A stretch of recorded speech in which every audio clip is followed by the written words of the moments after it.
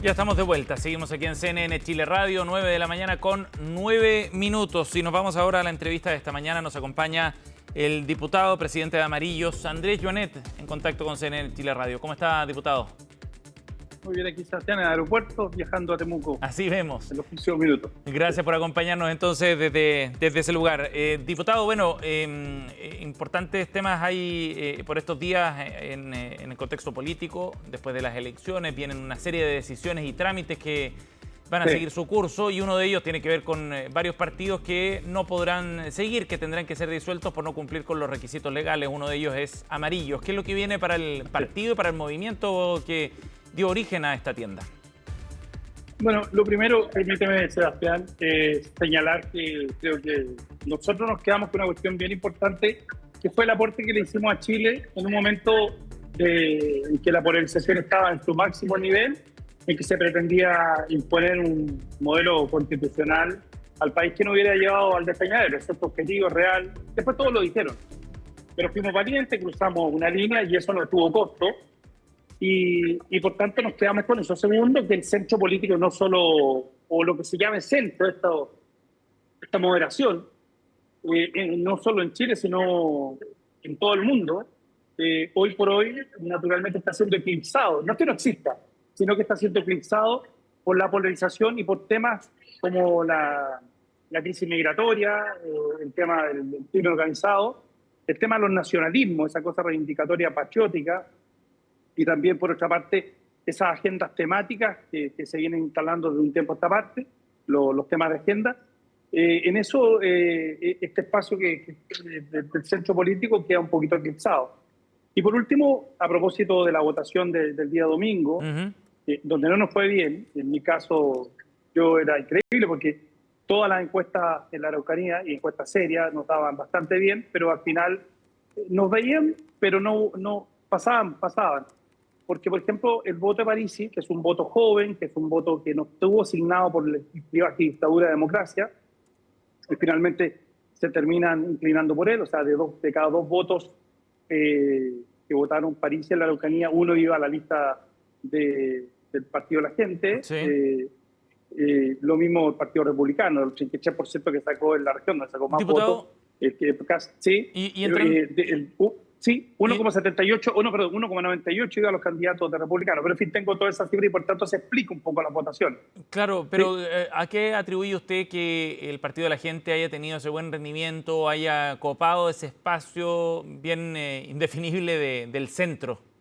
No es del partido, él no es de centro, ahí no, porque el votante, primero es un votante relativamente joven, es un votante asistémico, es un votante que no le gusta la política, es un votante que en definitiva te dice, mira, que el discurso, ¿no? A mí la política no me da nada, yo igual mañana tengo que levantar a trabajar.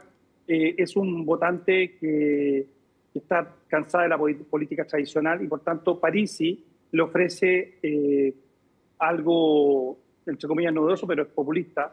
Es un votante que no tiene mucha educación cívica. Yo no estoy menospreciando, pero nosotros la educación cívica, la historia y la filosofía la fuimos sacando de nuestro currículum. Entonces, el tema de la formación política ciudadana en Chile está muy débil.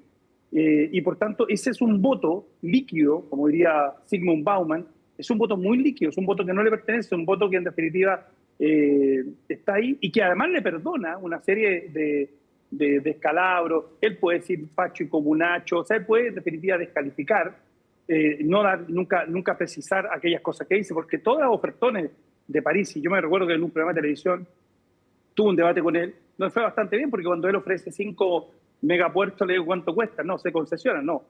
Las cosas se concesionan, pero tienen un costo. O 4 carreteras bioceánicas, sí, pero entonces él ofrece, y lo que tiene es una característica, que tiene un muy buen trabajo en redes sociales, que ahí lo hacen muy bien, y por tanto, pero ese es un elector nuevo, pero, que es el elector que entró al padrón, que es el elector de voto obligatorio. De todas maneras, ese discurso tiene el mérito de lograr captar efectivamente a los votantes, o sea, el resto de los partidos políticos no fue capaz de seducir con otro tipo de propuesta a ese electorado nuevo. 37%, según Anholster, de los votantes nuevos se fueron hacia París, el Partido de la Gente. Así es. Por eso te digo, tienes mucha razón, pero no a cualquier costo. Yo en eso, nosotros no a cualquier costo. Nosotros tal vez cometimos un error. En el periodo de la prueba del rechazo, nosotros tuvimos muchos adherentes, pero lamentablemente se lo pasamos a la plataforma Change.org. Nosotros éramos bien ignorantes en ese tema y ellos se llevaron como 70.000 personas, una cosa así, y nunca captamos esa gente que entró amarillo que no sabemos quiénes son, porque no te pasa nada después. Sí, es cierto eso, pero lo que pasa es que no a cualquier costo, ¿ya? Y eso te dice Sebastián, y yo creo que hay que decir las cosas por su nombre, que tenemos un problema de formación política ciudadana. Porque no a de cualquier costo tú no puedes andar ofreciendo poner minas en el norte. Es populismo. Y con eso ganarte los votos. Es populismo absolutamente, y demagogia, populismo y demagogia. El populismo es ofrecer, la demagogia es ofrecer aquello que no se puede cumplir, y el populismo es tratar de hacerlo, de concretarlo, ¿no? Es una persona que te dice bájense los sueldos, cuando tú y yo sabemos que por mucho que le bajen los sueldos a los máximos cargos del Estado, no logra recaudar ni el 0,001% de lo que necesita en el presupuesto de la nación. Es el que habla de la casta política, etcétera. Es un fenómeno que no solo está en Chile, o sea, el caso Milei tiene mucho que ver con eso. En Europa es distinto, en Europa es distinto porque en Europa se da el tema del nacionalismo, el tema de la crisis migratoria, el caso de Francia, Italia, ¿no? Oiga, pero diputado, es un fenómeno que es mundial y que acá captó fundamentalmente el voto que tú acabas de señalar, y que en eso sí los partidos tradicionales no lo vieron, y la oferta que tienen de formación política para ese ciudadano, que es un ciudadano que es un votante, es bien escasa, es bien pobre, ¿no? Diputado, estamos con Andrés Jonet, presidente y diputado de Amarillos.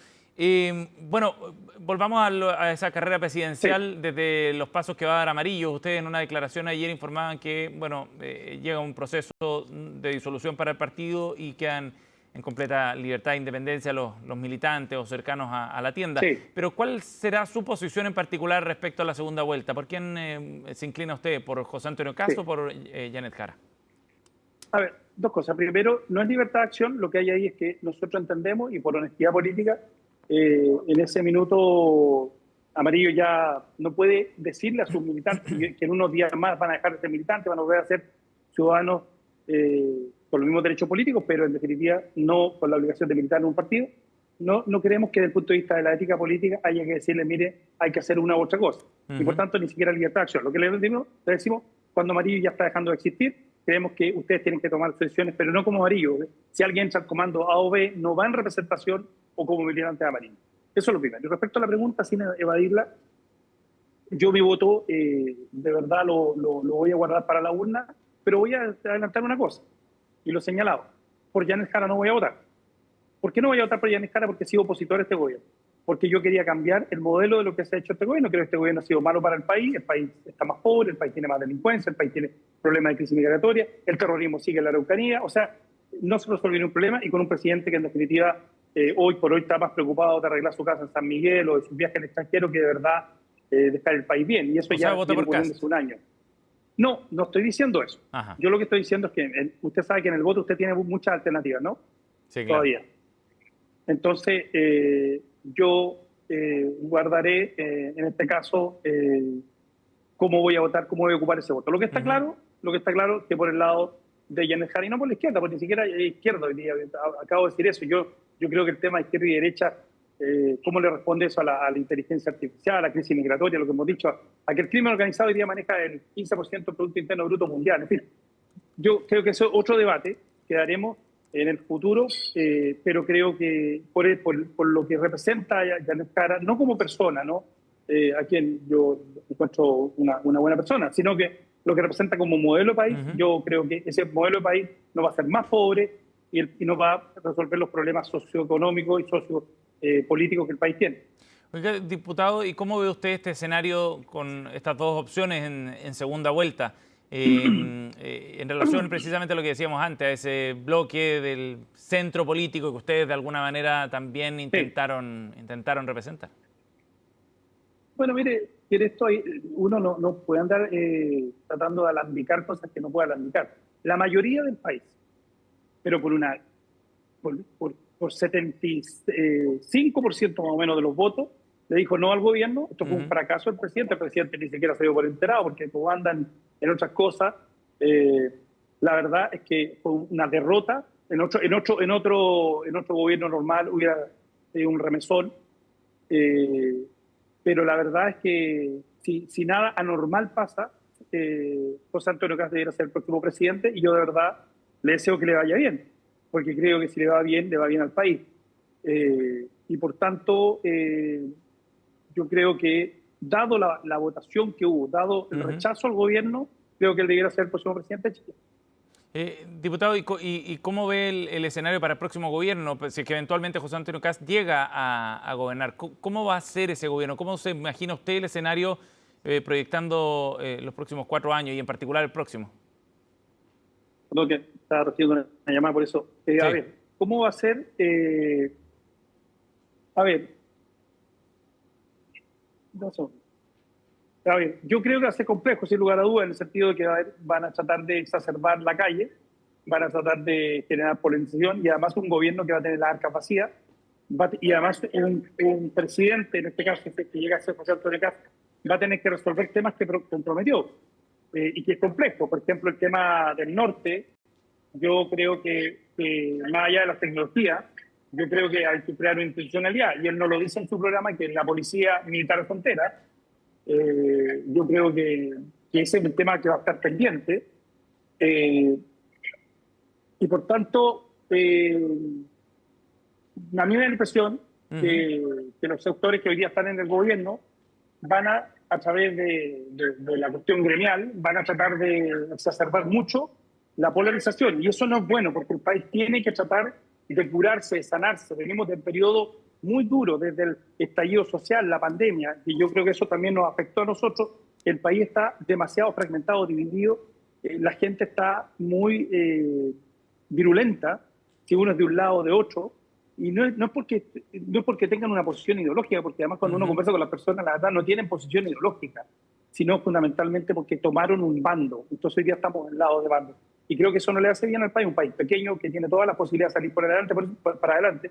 Por eso que nosotros creemos y seguimos creyendo que el centro es válido y creemos que vamos a rearticular con aquellos partidos que han perdido su calidad. Espero que podamos conversar. ¿Con quiénes van a hablar, diputado?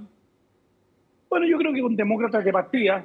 Vamos a ver qué va a pasar con Evópolis. Yo por lo menos voy a tratar de generar conversaciones con el espacio de centro para tratar de ver si podemos algún día, porque yo creo, mira, esto del péndulo, entre comillas, perdón, es que el péndulo izquierda y derecha en algún minuto va a tener que centrarse, porque la gente tiene que entender que el centro político, cuando este país ha avanzado, cuando más ha avanzado es cuando justamente el centro ha sido fuerte.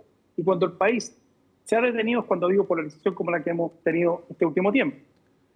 Ok, diputado, pero de todas maneras usted menciona a Evópolis como un posible partido con el que podrían conversar, ¿no? Y generar cierto acercamiento. Pero Evópolis está apoyando a José Antonio Kast derechamente. Sí, y bueno, pues yo estoy pensando en el futuro. Yo tengo muchas coincidencias con mucha gente de ellos. O sea, es una posición de conversar con gente que hoy día se ubica en la centro izquierda y la centro derecha. Creo que hoy día no ser vagón de cola de una de las coaliciones. Y es ser perseverante en eso. Y es tratar justamente de sintonizar con el nuevo votante, con los jóvenes, es tratar de hacer mucha educación política. Es una cuestión de mucho tiempo. Nosotros, Amarillo se vio confrontado al apruebo del rechazo y a partir de ahí empezamos a desarrollar esto, que finalmente no se instaló porque lo nuestro era una cuestión coyuntural. Y nos sentimos naturalmente contentos y orgullosos y honrados de haber aportado al país desde esa perspectiva. Pero era un momento político. La construcción de un centro político con contenido, con relato, con ideas, es una cuestión mucho más de más tiempo y que tiene que ser con aquello, incluso el acuerdo entre contrarios, ¿no? Como llamaba don Patricio Elwin, el encuentro de los demócratas que decía él, pero fundamentalmente de gente más o menos que cree que no tiene por qué abanderizarse de uno u otro lado, que tiene que ser un espacio que genere puentes. En esto, como ha dicho Clemente Pérez, en esta grieta que existe hoy día entre un bando y otro. Ahora, diputado, ¿no cree que eso se puede conseguir dentro de alguna de las dos coaliciones? Se lo pregunto porque a la DC, por ejemplo, finalmente le fue bien dentro del pacto, ¿no? Tuvo 8 diputados, renovó a 2 senadores. Sí, pero es una victoria pírrica porque en el fondo termina siendo vagón de cola del Partido Comunista. Y la democracia cristiana, que va a ser expulsada en los próximos días de la Internacional Demócrata Cristiana, por algo va a ser expulsada, nació justamente para luchar contra dos fuerzas, contra el capitalismo y contra el comunismo, ¿ya? En nuestro contexto usted quiere Guerra Fría, pero usted no puede terminar siendo vagón de cola del partido que usted nace justamente para derrotar esa ideología. Y es así. Y yo invito a quien quiera en la democracia cristiana a debatir eso respecto de lo que es el humanismo cristiano y lo que significa la concepción de persona versus la concepción de individuo que tiene el Partido Comunista. Hay una diferencia que no puede encontrarse. Entonces, claro, pero los éxitos, ese éxito electoral para un partido que llegó a tener 45 diputados, o 41, perdón, en su momento, es relativo. Lo que sí es que, siendo, como digo, vagón de cola de una coalición, no sé si sea un éxito, ¿no? Estamos con el diputado Andrés Joanet, aquí en CNN Chile Radio, presidente y diputado de Amarillos por Chile. Diputado, quería preguntarle respecto a otro tema. Usted hace unos minutos decía que lo más probable es que José Antonio Kast sea el nuevo presidente después del balotaje. Esa es su proyección.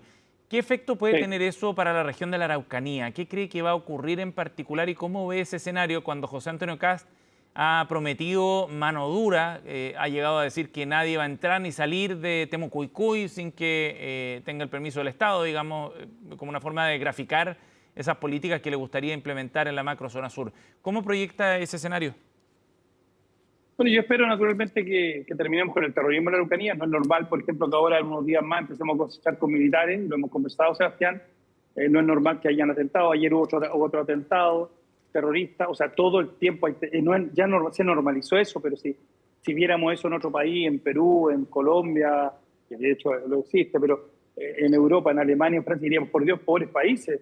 Y la verdad es que en la Araucanía tenemos terrorismo. Yo espero, naturalmente, que las promesas que la ha hecho, que es terminar con el terrorismo, pero terminar con el terrorismo. O sea, tiene, naturalmente, igual que con la frontera norte. Con la frontera norte, lo que hay que terminar absolutamente con la migración ilegal. Por otra parte, el tema de lo que él ha señalado, la expulsión de los extranjeros, él va a tener que naturalmente responder a eso y terminar con el terrorismo en la Araucanía. Yo, desde el punto de vista político, se lo voy a señalar, porque nosotros con mi candidata, con Evelyn Matei, teníamos un plan, un programa para terminar en un año el terrorismo. Y digo, lo teníamos porque trabajamos este proyecto, trabajamos este plan y lo tenemos y se puede.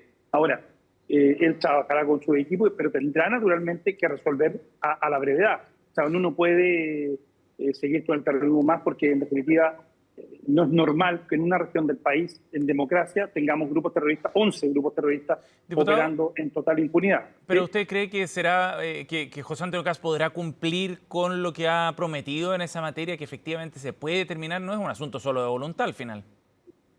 Es difícil, pero yo creo que si hay voluntad política, y yo espero que lo haga, es difícil, pero él se comprometió. Y él tiene que terminar con el terrorismo, más allá del tema de cercar Temucuicui, etcétera. No, a ver, momento, los últimos atentados fueron en Carahue, Punco, Vilcún. Y esto está bastante más lejos de Temucuicui. Entonces, lo cierto es que no es solamente Temucuicui. Y en Temucuicui yo le quiero decir que hay buena gente. Lo que pasa es que ahí hay un sistema al interior de esa comunidad donde no impera el Estado, donde impera la ley del más fuerte adentro, y por tanto hay mucha gente que está calladita y que lo único que quiere es salir también de ese Estado donde manda el señor Quintul y otros. Diputado, ¿no cree que puede haber un recrudecimiento de la violencia allá en la zona a propósito de las medidas que intenta implementar José Antonio Kast como una respuesta política, digamos, frente a un eventual gobierno de él? Podría haber, pero para eso está el Estado, para eso hay inteligencia, para eso están los militares, para eso vamos a ver si los militares se atreven, no han gastado una vaina en este tiempo, para eso están los carabineros y para eso está el Estado, y que el Estado asuma una responsabilidad. Acá nosotros ya tenemos un delegado presidencial que la verdad no dice ni pío respecto a este tema. O sea, yo cuando era internet era yo el que respondía respecto de la situación de la región de la Araucanía. Y hoy día esto todo pasa directamente al ministro Cordero, o sea, eso no puede ser. Entonces, yo creo que hay un Estado que tiene que responder. Y en ese sentido, con el gobierno de José Antonio Kast, tiene que haber un Estado que responda completo para, en definitiva, terminar con los grupos terroristas. Una coordinación muy fina con la Fiscalía. O sea, si la Fiscalía tuviera más recursos, si Roberto Carrillo tuviera más recursos, yo le aseguro que avanzaría mucho, mucho más. Pero Roberto Carrillo tiene recursos limitados. Entonces ahí también la Fiscalía tiene que hacer, la Fiscalía Nacional, tiene que hacer un esfuerzo también por entregarle más recursos a la Fiscalía Regional, ¿ya? Para justamente poder resolver un tema que es de Estado, pero donde se involucra al gobierno respecto de las decisiones que toma con la policía y con los militares, y se involucra al Ministerio Público respecto a los recursos que tiene. Si tuviera más recursos, yo creo que andaríamos mucho mejor. Bien, diputado Andrés Jonet, muchas gracias por conversar con nosotros esta mañana aquí en CNN Chile Radio. Muy amable. Gracias, Sebastián. Gracias por su tiempo. Hasta luego.